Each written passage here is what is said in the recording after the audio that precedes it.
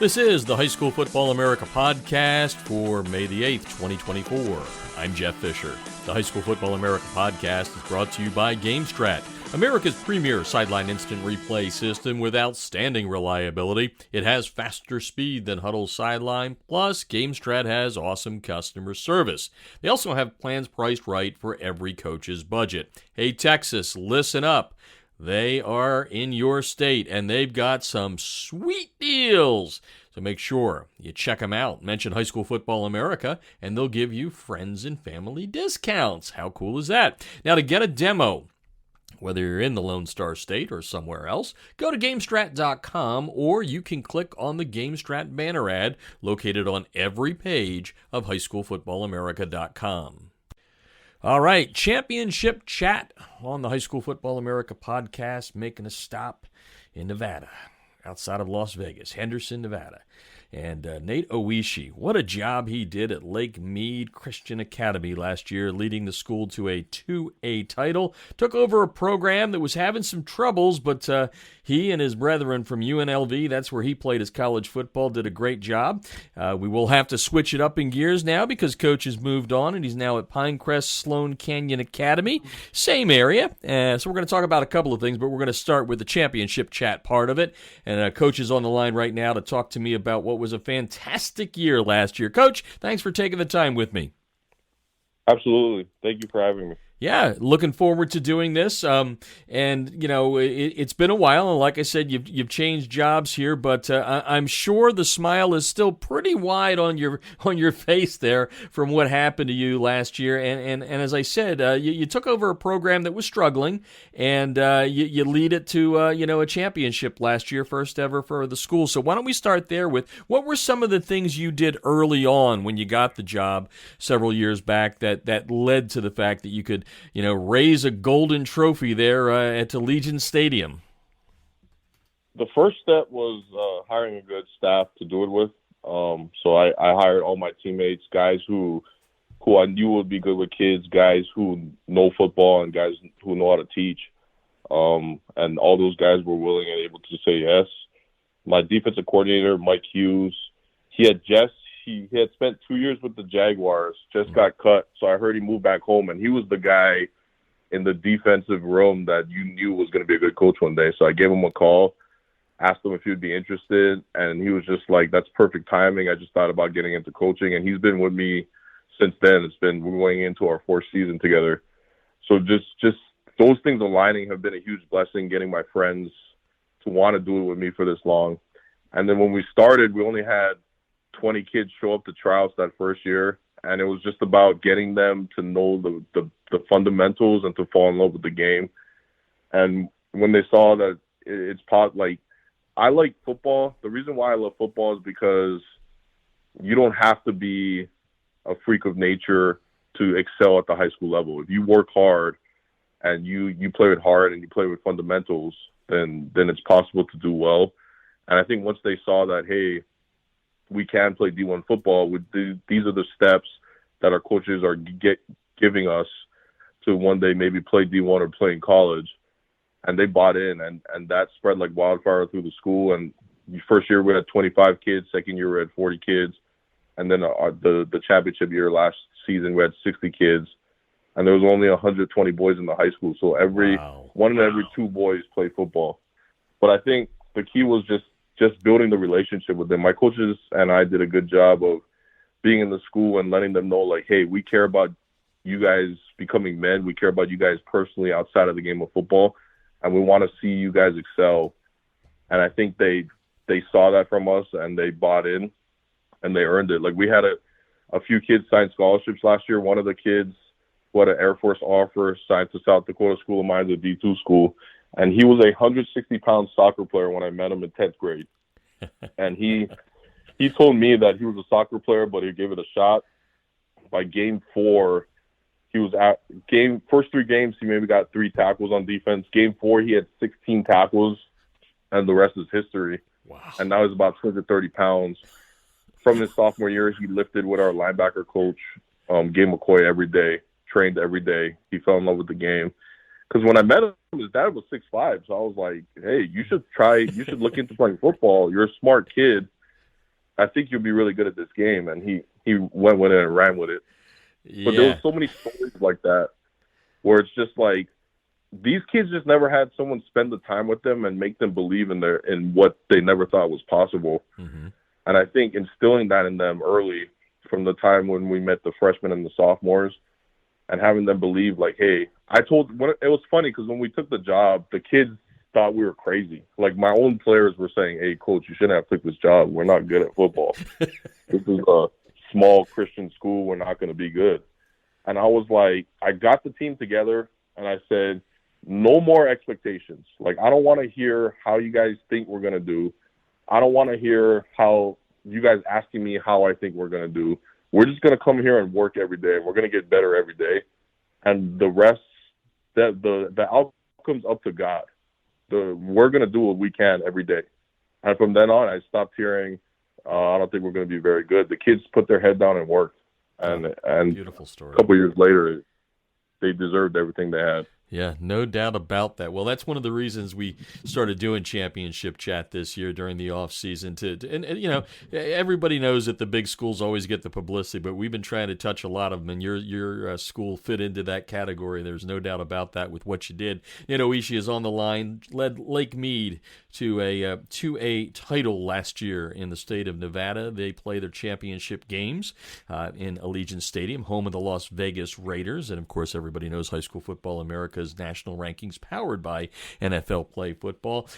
Coach, you talked about your staff there, and you can get some of the other guys in here aside from Mike by name, but I'm just curious because it's really been touted in some of the stories that I've read about you is that you really did lean into the UNLV teammates and all that. I mean, did you guys talk about this when you're playing college football? Hey, yeah, guys, when we're done with this game, I think we're going to go and we're going to coach. I mean, how did that manifest itself? It's kind of wild to think that you brought all those guys, with you. We never talked about it. I mean, I've always wanted to be a coach, but most of my teammates wanted to play football at the next level.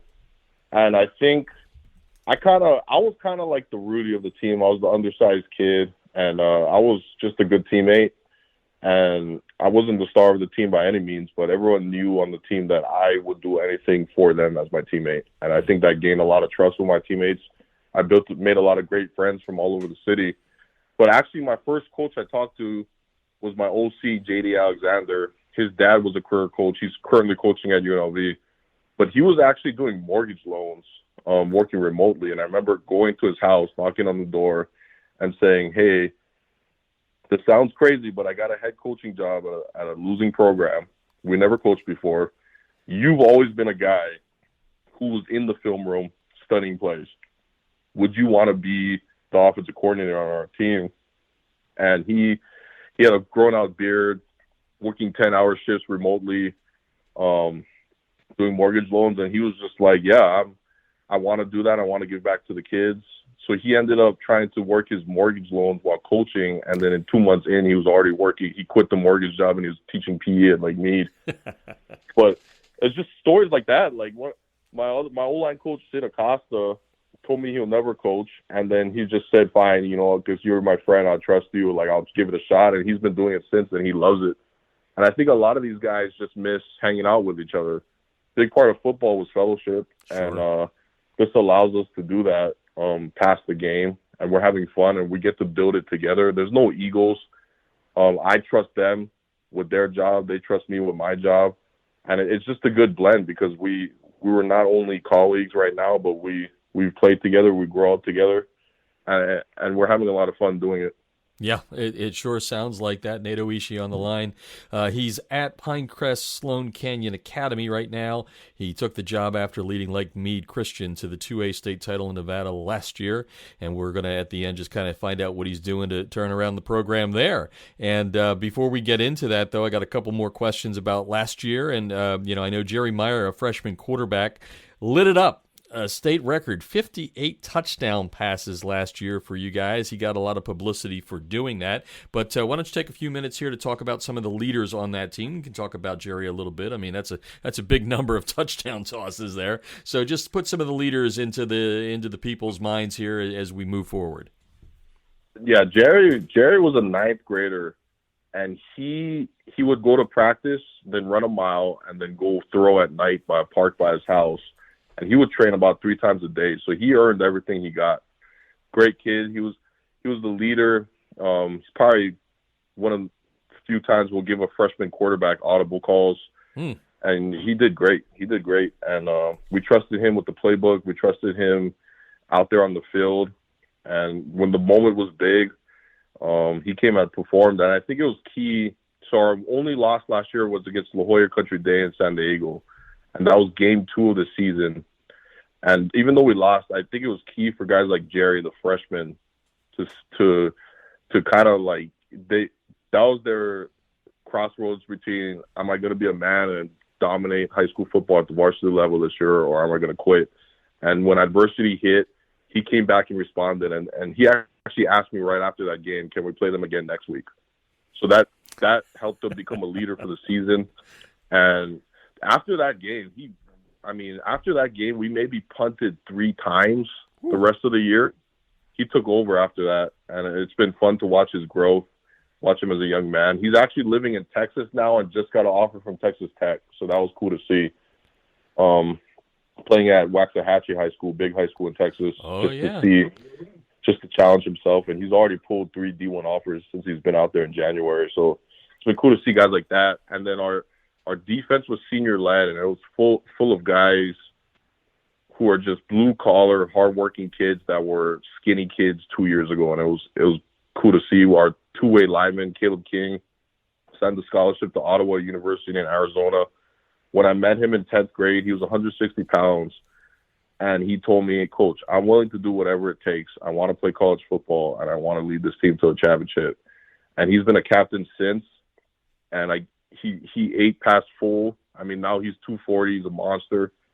Our linebackers were skinny kids, and they were monsters. Both of our Jacob Biza, Zach Young, they were our 2 middle guys, and they were averaging about 235 pounds.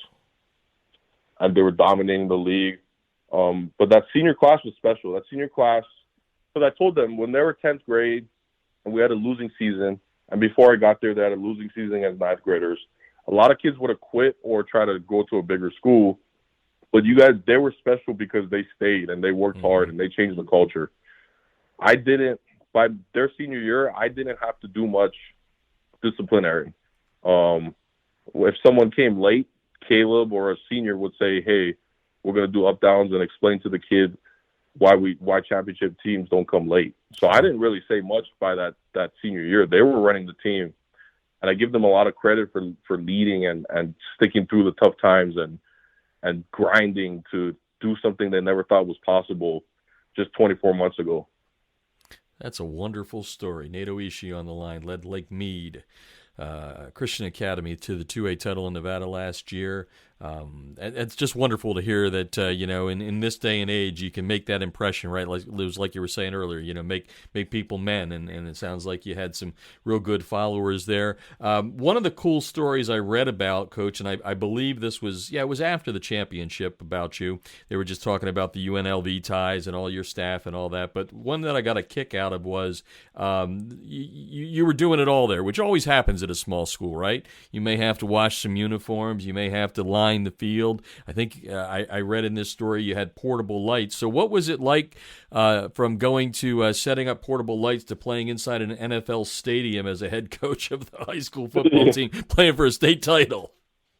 Yeah, so people thought I was crazy because me and my staff used to spend hours in the summer getting the field prep for August for camp, and then weekly during the games we had a little paint machine, and we had to measure it out.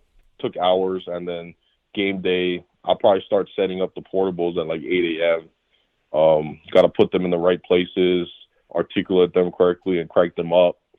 But I think that we always had a chip on our shoulder. I remember some of the kids were like, "Coach, man, I wish we had a nice stadium to play in," and stuff like that. And I was like, why not be out here with grass, with no lines on the field, grinding with your friends? Like, why not? This could be, this is us. This is part of our image as a team is we don't need the nice things. We're just going to come out here and work. And I think being an Allegiant, I remember I said, hey, you guys get 30 seconds to look. Just look around. And after that, we're not looking anymore. We're here for business. And they were like, Coach, we don't need to look. We worked too hard to get to this moment to let this stage affect us. And that was their identity the whole season. It wasn't about where we played or how nice things were. They just came to work. Mm-hmm. I'm sitting here thinking I'm a little superstitious. I might have asked the people from the Raiders, "Hey, can I turn on the lights just to feel at home?" Like, yeah, it was a little weird for me. It's a wonderful story. Weird showing up and just playing. That was weird for me. Well, as I mentioned here, and everybody knows, for the last 5 years we've been partners with NFL Play Football, and I thought it'd be a good time to segue into that quick question here, which is, what does it mean for you coaches in the state of Nevada to know that the Raiders are as intimately involved with the high school game and the youth game as they are? Oh, it's huge. It's huge. That was a huge blessing for the entire state to be able to play at Allegiant Stadium. They could easily not let us play there, easily say no. They run camps for us. They run coaching clinics, and it's huge. It gets the kids involved with the Raiders, and it makes them see like, hey, one day I could play here if I work hard enough. Mm-hmm. So just for a small school like us to play in Allegiant, I mean, for the team we played too, Pershing County, they're from a small town outside of Reno. It's a big deal, and it's a big deal to make the state championship, and it's a big deal to see that kind of scenery and stadium and say, hey, this is why I work hard. Yeah, no, it's a good little carrot at the end of the stick there that you can have the kids chase a little bit. As I mentioned at the top, you win the state championship. You're now at Pinecrest Sloan Canyon Academy. Probably had to be hard to leave, but let's get it into the here and now. What's this program like? Is it another one where you guys are going to have to, kind of ramp it up and get it to where you got Lake Mead? I hear you've already, brought your staff over, your UNLV buddies, so tell us a little bit about that program. Yeah, it's been fun. We started in January. They're a brand new program. They just had their first graduating class last year. They played a half season last year, so this is going to be our full varsity season, first full varsity season. They're going to be a 4A school because it's based on population. It's going to be the same thing. I mean, we're not going to set a goal. We're not going to tell the kids what we hope to be. We're just going to come to work every day.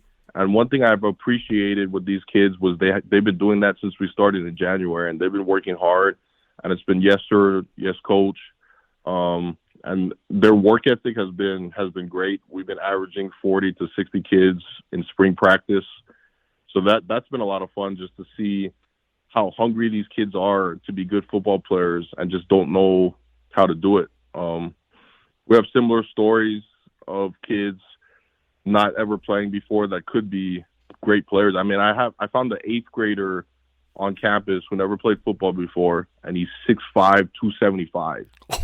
And I told him that he could play this game at a high level if you try it out. He tried it out. He loved it. He's been coming ever since. So, like, stories like that, me and my staff appreciate helping kids that don't necessarily have the confidence or think they can play football at a high level, because they're humble and they're willing to work and they're willing to listen, and those are great kids to work with.